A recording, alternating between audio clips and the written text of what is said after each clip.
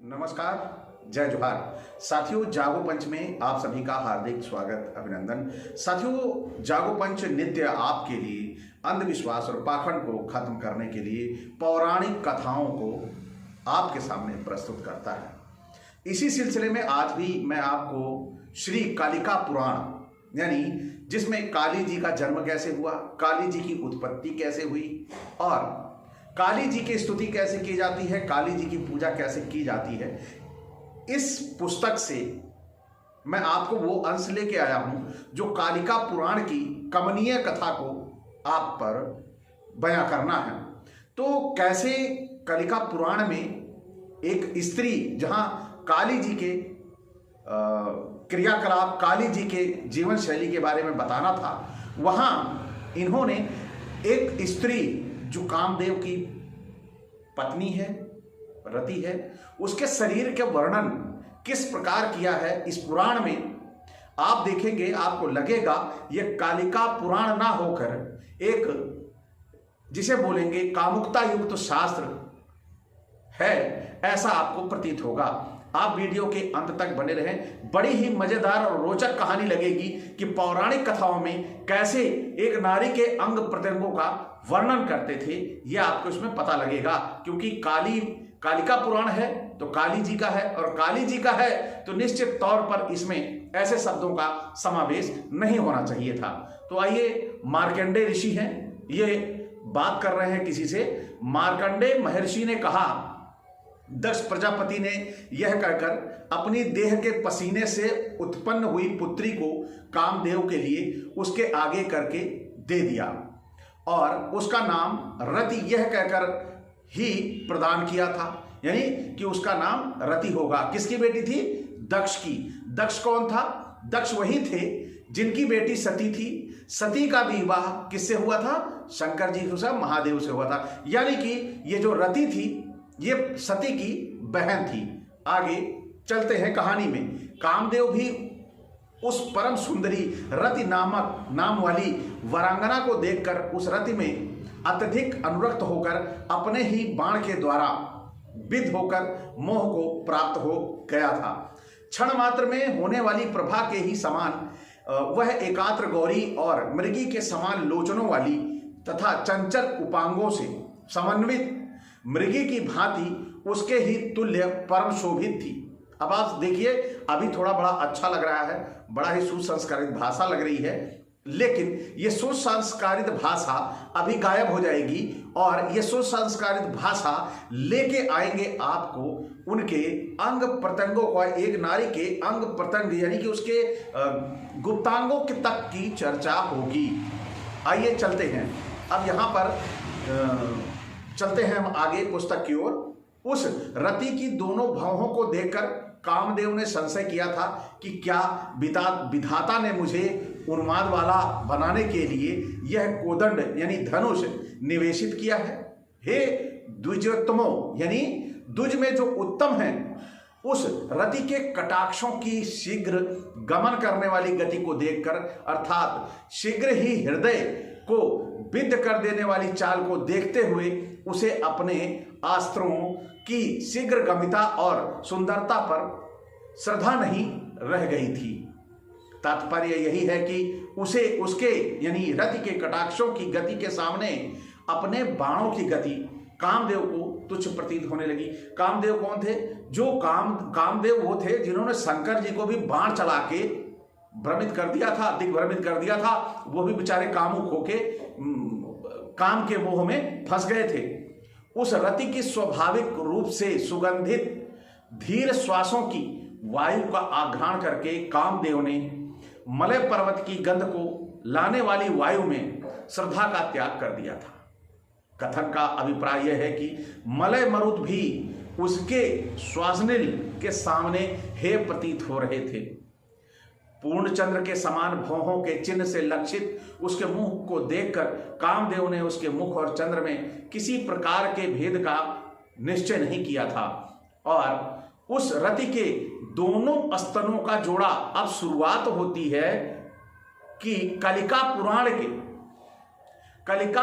के कमनीय बाण जो आपको इस पुस्तक में दिखाई देंगे। कलिका पुराण थी, मां काली की पुस्तक थी, तो इसमें ऐसे शब्दों का समावेश क्या उपयुक्त था, किसी दूसरी पुस्तक में लिख देते, क्योंकि यहां रति का काली से क्या मतलब, जब काली को आप मां बता रहे हो और मां के जहां पुस्तकों में लिखा हुआ है और वहां पे दूसरी देव कामदेव की बात कर रहे हो और कामदेव उसकी बात कर रहे हो जो दूसरों को कामुक कर देता है, कामनाएं भड़का देता है, वहां पर आप ऐसी बातों को लिख रहे हो। इसका मतलब है कि आप समाज को गंदा करना चाहते हो धर्म की आड़ में।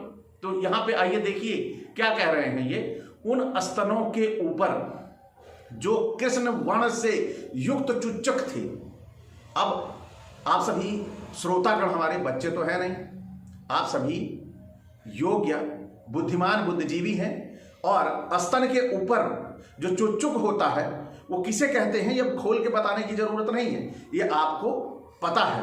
यानी उसको इन्होंने लिखा है काली घुंडियां, यानी स्तनों के ऊपर जो होता है काली घुंडियां, वो ऐसे प्रतीत हो रही थी मानो कमल की कलिकाओं को भ्रमर बैठे हुए रसपान कर रहे हों। अब आपको क्या लगता है, ये एक कलिका पुराण, श्री कलिका पुराण एक माता के विषय में लिखी हुई पुस्तक लग रही है आपको, या कामनाओं से ओतप्रोत पुस्तक लग रही? ये पुस्तक आपको क्या लग रहा है कि ये श्री कालिका पुराण है?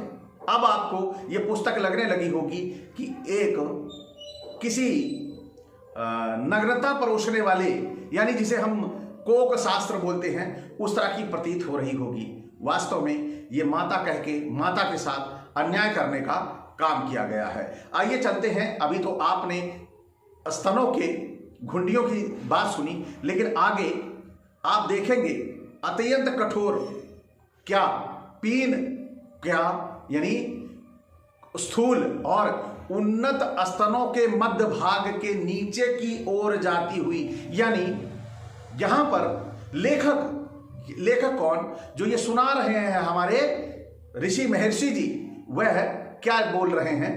उन्नत स्तनों के मध्य भाग के नीचे की ओर जाती हुई नाभि पर्यंत रहने वाली तन्वी सुंदर अत्यंत शुभ रसों की पंक्ति को कामदेव ने भ्रमरों की पंक्ति से संभृत पुष्प धनुष की डोरी को भी विस्मृत कर दिया था, क्योंकि उनका ग्रहण करके इसको ही देखता है। वह इतना मतलब उनके शरीर को देख के इतना व्याकुल था कि वो उसे देखता ही जा रहा था। फिर पुनः उसके ही सुंदर स्वरूप का वर्णन करते हुए कहते हैं कि उसकी गंभीर नाभि के रंध्र छिद्र के अंदर चारों ओर त्वचा से वह आवृत थी। उसके मुख कमल पर जो दो नेत्रों का जोड़ा था, ऐसा प्रतीत होता था मानो बड़ी लालिमा से युक्त हो।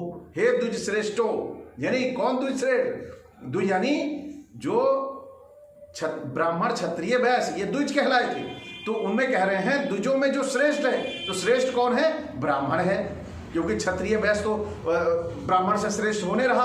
तो द्विज श्रेष्ठ, जिसका मध्य भाग छिड़ था, ऐसे शरीर से रति निसर्ग अष्टपद की प्रभा वाली थी। उसको कामदेव ने रत्नों द्वारा विरचित वेदी के समान देखा था। उसके उर्वों का युगल अत्यंत कोमल, कदली के स्तंभ के समान स्निग्ध यानी चिकना था। उर्व माने जंघा, उसकी जंघाएं कैसी थी, यहां तक का वर्णन इस श्री कालिका पुराण में, जिसमें मां काली बोलते हैं, जिसे मां का दर्जा दिया, उस मां के बारे में वर्णन कर रहे हैं, उस मां की महिमा का बखान का वर्णन करना चाहिए। तो यहां पर ये क्या कर रहे हैं कि वहां पर रति की जांघें कितनी कोमल और कितनी सुंदर थी। और स्तनों के विषय में तो आप सुन ही चुके हैं। फिर आगे चलते हैं। कामदेव ने उसको अपनी शक्ति के ही तुल्य मनोहर दिखा था। थोड़ी रक्तिमा से युक्त पार्श्व पादाग्र प्रांत भाग से संयुक्त दोनों पदों के जोड़े जो कामदेव ने उसमें स्थित अनुराग से परिपूर्ण चित्र देखा था। उस रति के दोनों हाथों को जो ढाक के पुष्पों के समान लाल नाखूनों से युक्त थे, परम सूक्ष्म और सुवृत अंगुलियों को जो परम मनोहर देखा था। आप सभी देख सकते हैं, एक मां के लिए लिखी हुई पुस्तक है श्री कालिका पुराण, यानी काली जी का पुराण। और इसमें कैसे एक स्त्री के अंग प्रत्यंगों का वर्णन कर रहे हैं और कितना ही जो नहीं का करना चाहिए वो कार्य ये लोग करते हैं। और जब इन पर चर्चा उठाओ, इन पर बात करो कि ये क्या कर रहे हैं आप, तो कहेंगे आप हमारी भावनाओं को ठेस पहुंचा रहे हैं। लेकिन अब जो सामने है वो किसी से छिपा नहीं रहेगा, वो कहा जाएगा कि ये हमारे समाज के लिए शोभनीय नहीं है, लोग उंगली उठाएं, इससे अच्छा है कि हम इन भागों को इन पुस्तकों से हटा दें। तो हे द्विज सप्तमों, यह देखकर कामदेव ने यह मान लिया था कि मेरे अस्त्रों से दुर्गणित हुए अस्त्रों के द्वारा क्या यह मुझको मोहित करने के लिए उद्यत हो रही है। उनके दोनों बाहुओं का जोड़ा मृणाल के जोड़े के समान अधिक सुंदर था।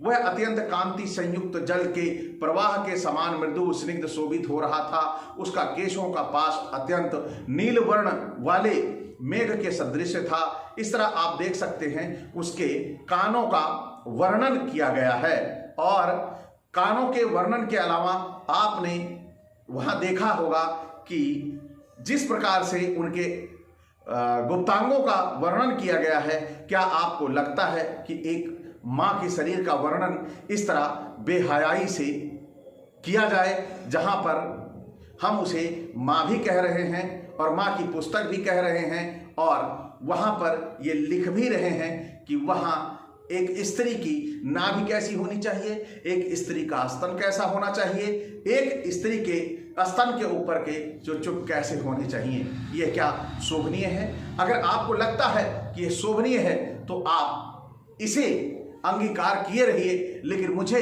किसी तरह से यह स्वीकार नहीं कि ऐसी पुस्तकों में जो जहां पर मां शब्द का इस्तेमाल किया गया हो, जहां काली जी की बात कही गई हो, पूरे समाज में उनको एक देवी का तुल्य माना गया हो, और उस देवी के लिए इतने घृणित, उसकी पुस्तकों में इतनी घृणित बातें लिखी गई हों, क्या आपको अच्छा लगता है? अगर आपको अच्छा लगता है तो कमेंट में जरूर बताएं, और नहीं लगता तो लिखें ऐसी पुस्तकों के लेखकों से जो जहां पे ये प्रिंटिंग हो रही है इसकी, उनसे आग्रह किया जाए कि इन कम से कम ऐसी अशोभनीय बातें पुस्तकों में न लिखें। तो साथियों, आज का ये वीडियो कालिका पुराण में कमनीय बातें कैसी लगी, और अच्छी लगी हो तो लाइक करिए, और जो नए साथी देख रहे हैं चैनल को सब्सक्राइब करना ना भूलें, साथ ही बेल आइकन की घंटी दबा लें, जिससे हमारे वीडियो का नोटिफिकेशन आप तक त्वरित गति से पहुंच जाए। और साथ ही साथ मैं आपसे ये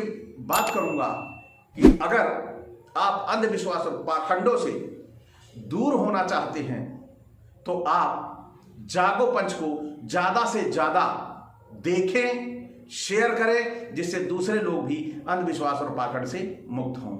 इसी के साथ आपसे मैं विदा चाहूंगा। नमस्कार, जय जोहार।